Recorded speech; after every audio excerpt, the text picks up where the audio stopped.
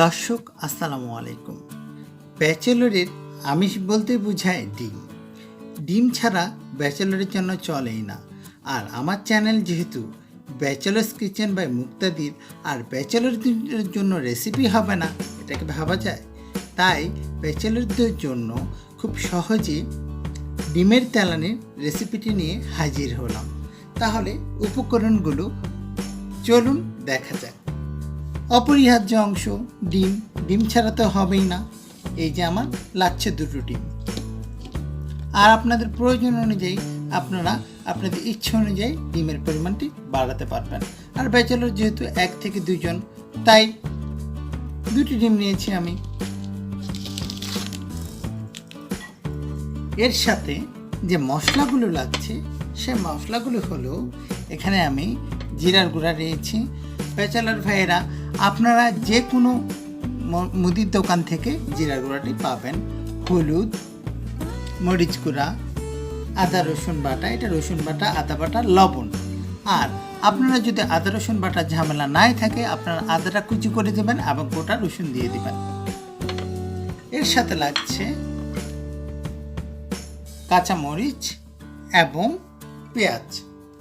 এই হলো আমার উপকরণ। তাহলে চলুন দেখা যাক রেসিপিটি। মাঝারি আঁচে দিয়ে চুলাটি গরম করে নিতে হবে। আর প্যানের মধ্যে সামান্য হাত দিয়ে দেখে নিতে হবে যে আসলে প্যানটি গরম হয়েছে কিনা। প্যানটি গরম হয়ে গিয়েছে। এখন আমি তেল দিয়ে দিব। তেল দিয়ে দিব একদম পরিমাণ মতো। আপনারা মনে রাখবেন যে আপনাদের যে তেলের পাত্রটি রয়েছে, সেই পাত্র যে ছিপিটি রয়েছে, সেই ছিপি অনুযায়ী আপনারা ছিপি ভর্তি, যদি 2টি ডিমের হয় তাহলে 1 ছিপি পরিমাণ তেল দিলেই হবে।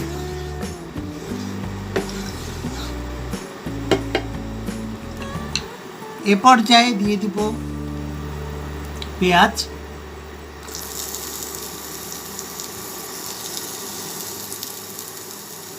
দুটি ডিমের জন্য সাধারণত 2টি পেঁয়াজ দিলেই যথেষ্ট।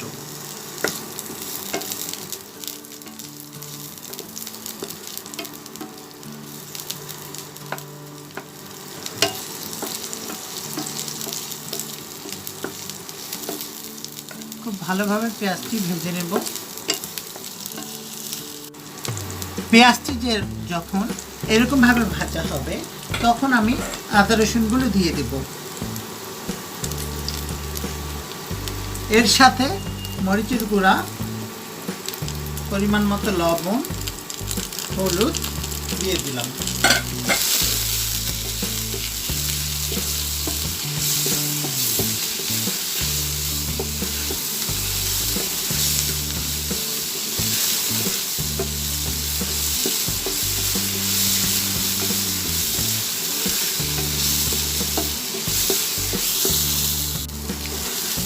এ পর্যায়ে হালকা একটু পরিমাণ আমি পানি দিব।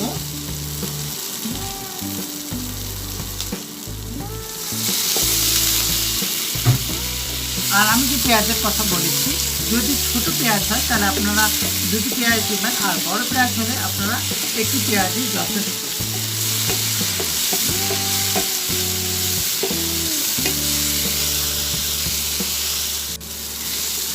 একটি সুন্দর ঝাঁঝালো গন্ধ এসেছে। এ পর্যায়ে আমি পানি দিয়ে দেব।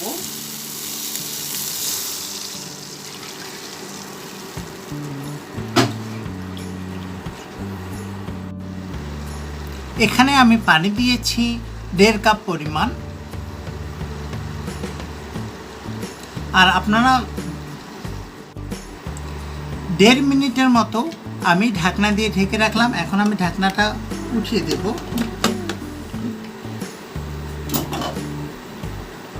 এ পর্যায়ে আমি ডিমটাকে উল্টে দেব।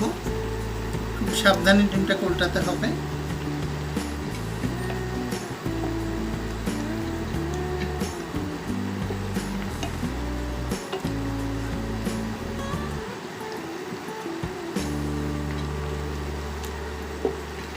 উল্টে দিলাম। আমার একটি উপকরণ বাকি ছিল, সেটি হলো জিরা। এখন আমি জিরাটি দিয়ে দিব।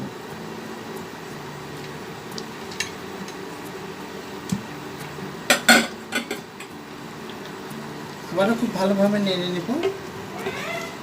এ পর্যায়ে আপনারা চাইলে লবণটি চেক করে নিতে পারবেন। আপনারা অধিক পরিমাণে লবণ না দিয়ে ধীরে ধীরে অল্প করে লবণ দিয়ে তাহলে লবণের স্বাদটুকু আপনারা সঠিক রাখতে পারবেন। সুন্দর কিন্তু একটা ফ্লেভার এসেছে। এ পর্যায়ে আমি 3টি কাঁচামরিচ দিয়ে দিলাম। কাঁচামরিচটি আমি গোটা কাঁচামরিচ দিয়েছি। এখন আমি ঢাকনা দিয়ে ঢেকে রাখবো আবার 1 মিনিটের জন্য। ঠিক 1 মিনিট পর আমি ঢাকনাটি খুলে নিলাম।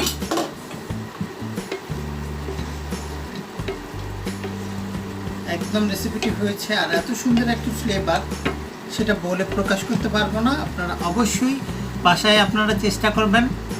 আর আমার ব্যাচেলর বন্ধুদের জন্য তো বিশেষভাবে এখন চুলাটি বন্ধ করে দেবো আমি। হয়ে গেল আমার খুব সহজে ডিমের তেলানির রেসিপি। আপনারা অবশ্যই বানিয়ে ট্রাই করবেন। আপনাদের যদি আমার চ্যানেলটি ভালো লেগে থাকে, আমার রেসিপিটি ভালো লেগে থাকে, তাহলে অবশ্যই আমার চ্যানেলটি সাবস্ক্রাইব করতে ভুলবেন না। আর লাইক করবেন, কমেন্ট করবেন এবং আপনাদের বন্ধু বান্ধবদের এবং আত্মীয় স্বজনদের মাঝে আমার এই রেসিপিটি শেয়ার করবেন। ধন্যবাদ সকলকে।